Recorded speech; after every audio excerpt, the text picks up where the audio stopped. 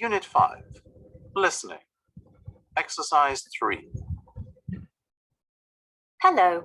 Each week in Wildlife Matters, we look at ways in which local people are helping their environment.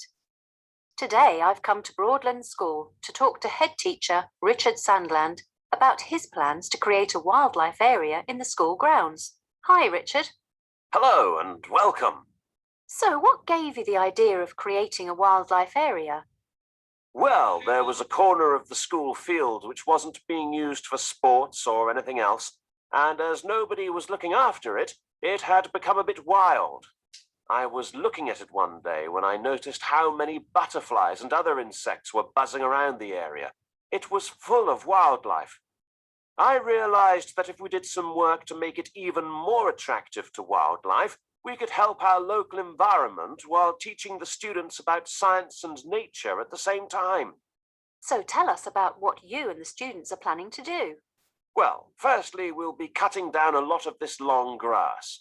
It's not particularly helpful to wildlife, and we want to encourage wildflowers to grow amongst the shorter grass instead, which will attract more insects.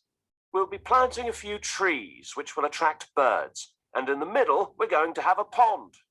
Will the students be doing a lot of the work themselves? Oh yes, they'll be doing most of it.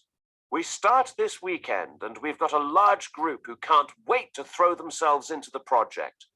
It'll have to be done after school or on Saturday mornings, but fortunately, that hasn't put them off. Lots of them are interested in nature conservation, so they see it as an exciting hobby. Have you needed to get expert advice on creating the wildlife area? Yes, I'd had the original idea, but I didn't really know how to put it into action. An expert from the local wildlife society came to talk to the school and helped us to plan what we would do. The students got really excited because they were able to suggest their own ideas and get involved in the planning. Will you be able to use the wildlife area to teach normal school subjects? Yes, indeed. Education these days is excellent, but it's missing something. Children don't learn the vital connection between themselves and the natural world anymore. When I was young, we were always going on nature walks, learning about trees and birds and so on. And although students have lots more choice of subjects these days, they lack that connection.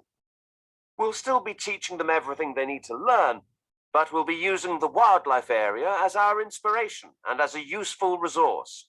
I can't wait to come back in 6 months' time and see how it's looking. I hope by then we'll have transformed this area into a beautiful wildlife haven. The students will be able to give you a full report on everything we've attracted to the garden. In the meantime, they'll be writing regular blogs for the school's website, and I'll be keeping a photographic record of every stage. It's very exciting. Best of luck, Richard. Thanks.